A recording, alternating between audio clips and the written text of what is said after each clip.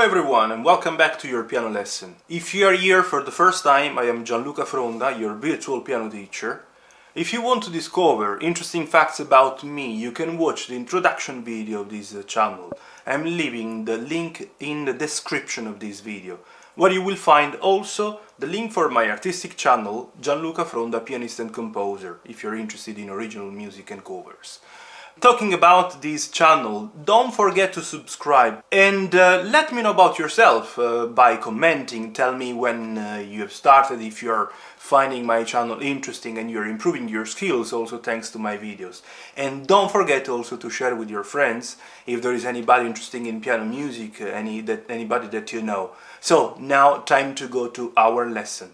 Today is time for me to talk about the natural sign and Once Upon a Time. Once Upon a Time is the title of the song. We are on page 24 of John Thompson's Easy Piano Course Part 2.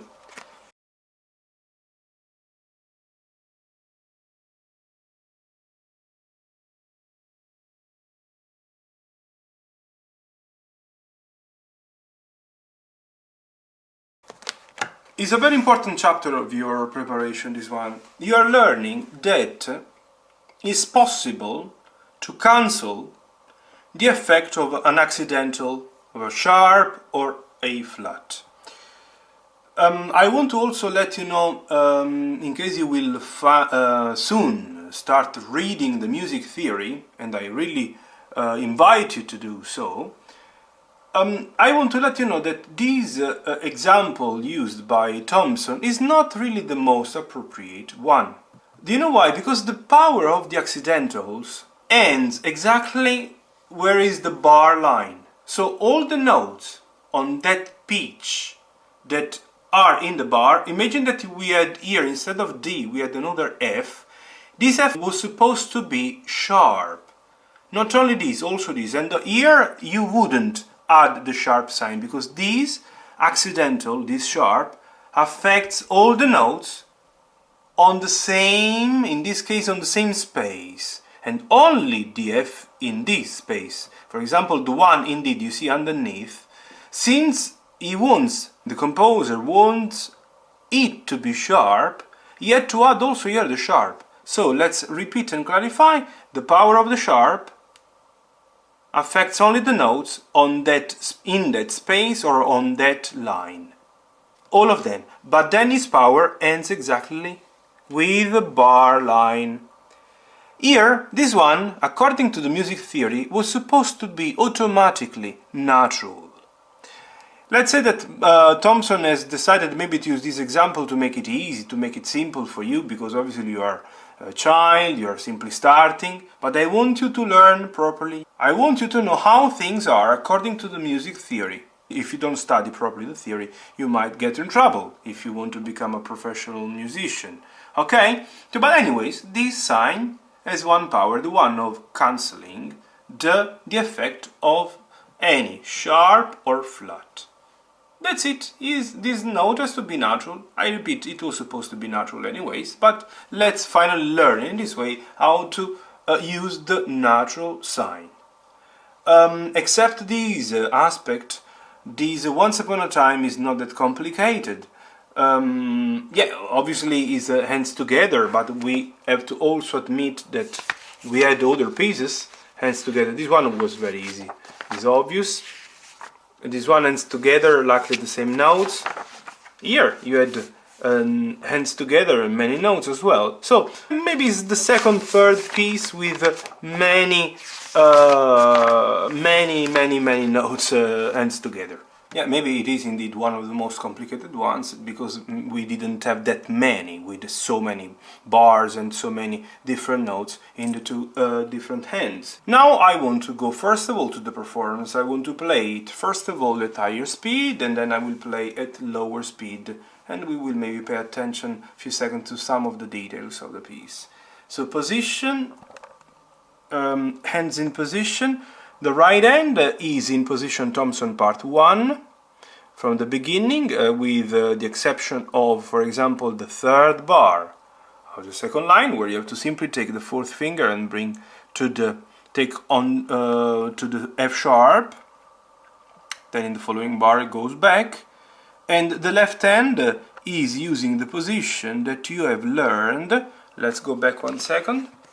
That you have learned in Serenade, because you learned on page 21 the three new notes C, D and E that you started applying in Serenade. Sorry for my book, too many times has been turned. So you started applying in Serenade, you applied again in The Pipers Are Coming on page 23, and in Once Upon a Time we are fixing even more. So this is the new position of the left hand, little finger on the C that is on the left side of the middle C. This is the middle C under the label. This is the C on the left side of the middle C. Accordingly, the thumb will be on the G, second on F, third on E, fourth on D. Right hand in Thompson 1 position, and 1, 2, 3, 1, 2, 3.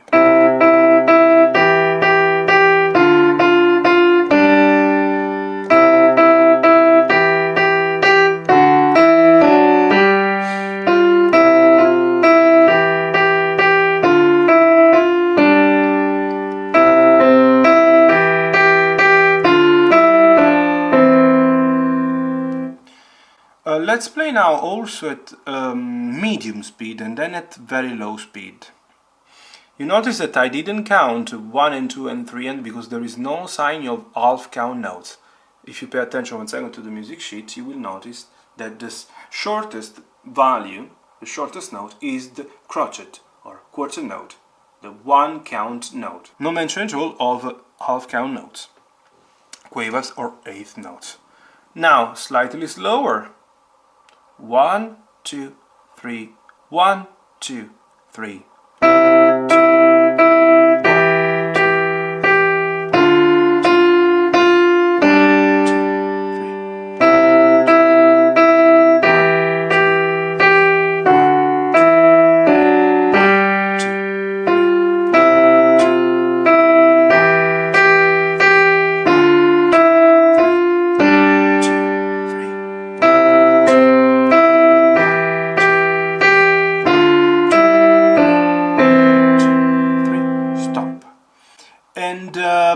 Let's analyze a few things. For example, we can talk about the fingering now. Let me take the pencil and we will write it down.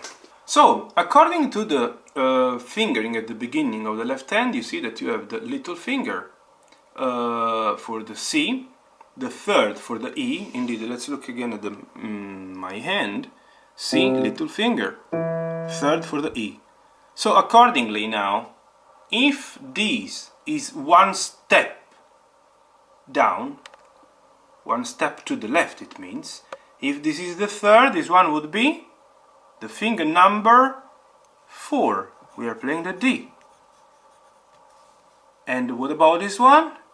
So let's try to check. We are moving from the D now. D, E, F and G. And is also easy to recognize because this is a note that you've learned in Thompson Part 1. It's the one that in Thompson Part 1 you've always played with the fourth finger of the left. Look, now it is played by the thumb, but in Thompson Part 1 it was played by the fourth. We had the thumb on the middle C, and this one was the G, yeah?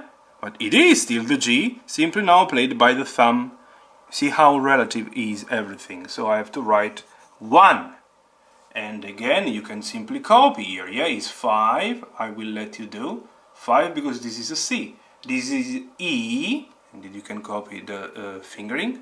Then this is D. You see, D. This one is a D. 3 counts. On the third line is D. So obviously this one is D as well. It's 1 count. We can obviously now write 4, and then we are going up. So which one is the finger that you are going to write here? If this is 4 and this D, this is 3 for the E. And what about this one? Try to think.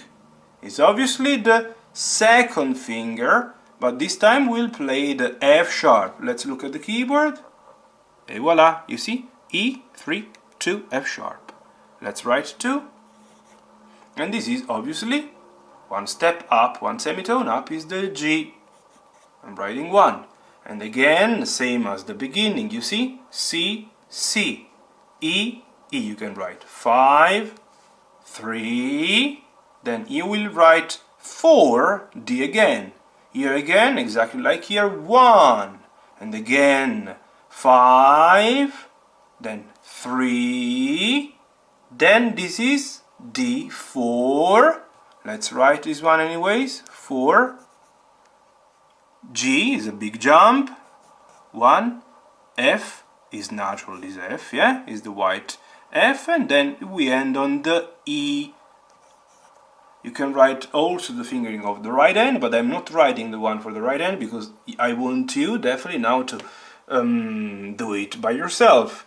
It's very easy, it's the position Thompson part 1, and you should definitely be able to do it by yourself. It's very easy, the position of the right hand, yeah? Now to play it even slower, I will help myself counting 1 and 2 and 3 and 1 and 2 and 3 and 1 and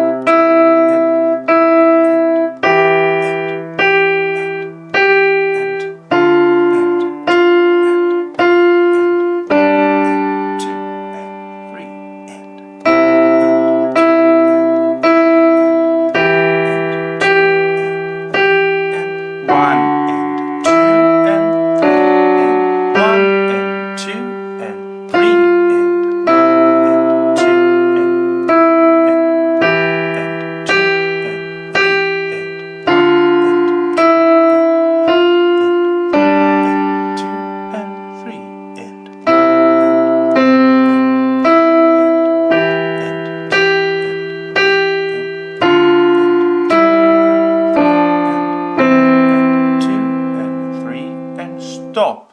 A few more words regarding this passage. This passage is simply applying the contrary motion. What does it mean, contrary motion? The top line, the right hand, is going down. The bottom line, the left hand, is going up. You see?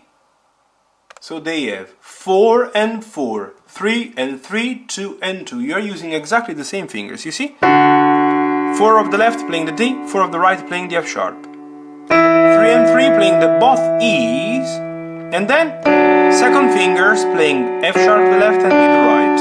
And then obviously they jump both to the G. So this one goes step by step and the right jumps.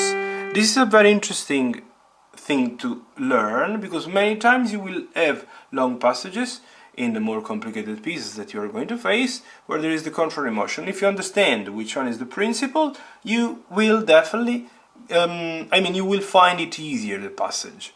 In this case, after a big jump of the left from the D to the G, the hands are both going down and they are applying a parallel motion. So E and G, then moving to the E moving to the D and the G moving to the F. You see they are going both down, and then even more. Chick, chick, chick. They are going exactly in the same direction both.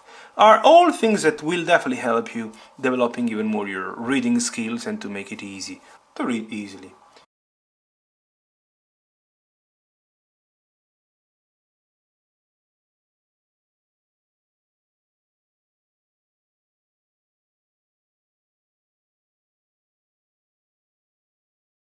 So I think that it's more than enough today. I have explained, I think, everything.